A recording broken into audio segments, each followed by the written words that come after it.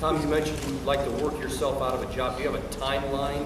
Have you talked to the Chancellor about when you'd like to have a permanent, and are you definitely ruling out that you would take over as the permanent athletic director? We haven't had a lot of time to talk, but we have no timeline right now, and we'll just see how it goes. And so I would hate to speculate right now and give it a number of months or years or whatever it may be.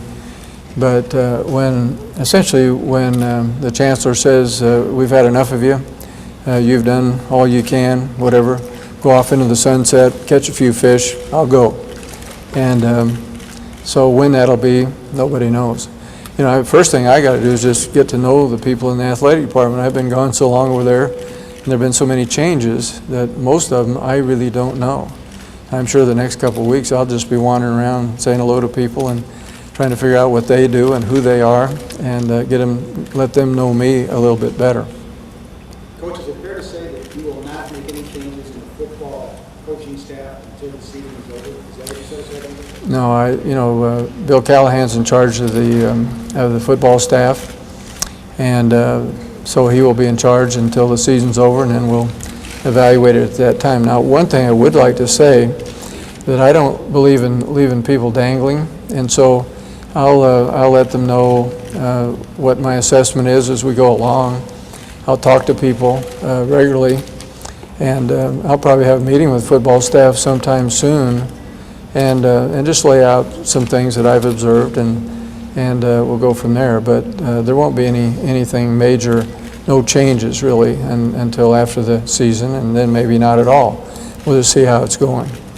Tom, there are about 20 recruits who have already verbally committed to the University of Nebraska. What is your message to them because of everything that has transpired over the past day? What would you say to them? Well, the nuts and bolts of the program are still there. The facilities, the academic counseling, the strength staff, and we'll just have to see how the rest of it goes. And so signing date's still a long ways off. That's usually early February. I think that's when it is. So they're going to know exactly what the lay of the land is before they sign anything. But we hope that they'll hold tight. I think maybe I can help a little bit in that regard. So anyway, we certainly, the one thing that you don't want to do is start losing recruiting classes, because you see that happen so often when there's a continual turnover, and then pretty soon everything starts to slide because every third or fourth year you don't recruit. And recruiting is the lifeblood of any program. Does the fact that Coach Callahan has almost $9 million contract left affect your decisions on whether or not he will continue as coach? Well, I think, I haven't really looked at anybody's contract at this point. I know roughly what the dollars would be, and I don't think that'll probably be a major consideration. Just mainly, do you feel that people are getting the job done? Is this what we expect in terms of standard of excellence and so on? And that's something that will play itself out over the next 5 games. Tom, why are you doing this? Why are you doing this? Well, mainly because I was asked to do it, and I care about this program. Life would be a lot easier, I think Nancy would agree, if I were to continue in my present capacity or previous capacity. You over in my classroom, and I enjoy the classroom, and really like to do that. And so the things I've been doing, I've probably had more flexibility than I've had in a long, long time. But this program is very important to this state. One thing I learned while I was here and under Bob Devaney is that one thing that tends to unify those 93 counties out there is athletics, and the football program in particular. It has served to provide a sense of identity to the state. It seems to fit the state. It's kind of part of the psyche, and so it's important that this thing does well. And I'm not just talking about football. I'm talking about the whole athletic program. Everyone is very proud of the volleyball team and all the other sports and what they're accomplishing, and so we won't get lost in just football. But football is the thing that drives most of the program financially, and it's the thing that most Nebraskans tend to identify with So that will certainly be a major area of focus. How would you describe what your relationship is like with Bill Callahan? Well, you know, I haven't really had a whole lot of relationship with Bill. When he first came here, I went down and talked to the staff for about 2 hours. And I went over everything that I thought would be helpful for them to know in terms of what might make them successful. And then I was in Washington and just didn't see a lot of them. I went over last Friday and spent an hour, just Bill and I talking a little bit, and found him to be easy to visit with, and you know, I think a genuinely decent human being. I don't know the staff all that well. I know Bill Bush because he was one of a grad assistant for me, and so the association has been somewhat limited, but certainly we'll get to know each other better over the next few weeks, I'm sure. Earlier today, Coach Callahan said that the timing of this is difficult for a struggling team. What do you think of the timing of the firing of Steve Peterson right now? I didn't hear what Bill Callahan said. Earlier today, Coach Callahan said his team's struggling and the firing of Steve Peterson is difficult.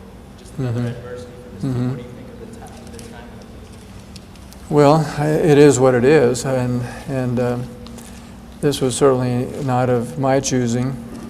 But I think the Chancellor made some decisions that were important and probably needed to be done from my perspective. I did not enter into any conversation with him about any of this other than that he just told me that it was probably going to be a change made. And so I think that if they choose to make it a factor or a problem, it could be. But on the other hand, you know, that playing field's 100 yards long and it's 55 yards wide, and there's 11 guys out there and 11 guys on each side, and so hopefully you can go out there and play with intensity and get the job done. What are some of the biggest changes you feel need to come to the athletic department at this point? I really don't know because you know, I need to spend some time over there just getting acquainted, and I want to make sure that if there's anything I can do, it's going to be to try to unify the state. I think there has been some divide, some splits, and that's one of the major jobs of an athletic director and anyone associated with the university is get everybody to pull together. And as you probably know, with the population base we have here, if we're seriously divided, it isn't going to work very well. And so that will be probably the number one thing I'll try to get done. What do you What's the best anticipate? thing you can save the program? That's a lot of pressure. Mm-hmm. Can you do that? Well, there's certain things I can do and certain things I can't. And there are no miracles in this business. There are no quick fixes. And so you hope that if you get people who have great work ethic, who have excellent character, you get them in the right places, you know, over time it'll work itself out. So that's what we'll do. What do you anticipate about your successor? Do you want a role in who that person is, and do you see yourself possibly grooming somebody who might be brought in while you're still serving in this capacity? Well, that'll be something the Chancellor will have to decide, and because that hire will be essentially his, and if I can play a role in it, then that would be fine with me. So we'll see as time goes on. Tom, are you nervous at all about making this move?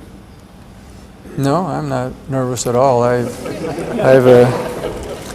stood there on 4th and 1 and had everybody screaming at me to punt or to, you know, so this is no problem. And that, you know, I'm very confident that we can do it. You know, one thing that's kind of interesting, people tend to put you in a box. Well, you were a football coach, so you couldn't be a congressman. You were a congressman, so you couldn't be whatever. And but I spent quite a bit of time as an assistant athletic director. In his latter years, Bob turned over a lot of the football scheduling to me. I went to NCAA meetings often in his stead, oftentimes the Big 8 meetings.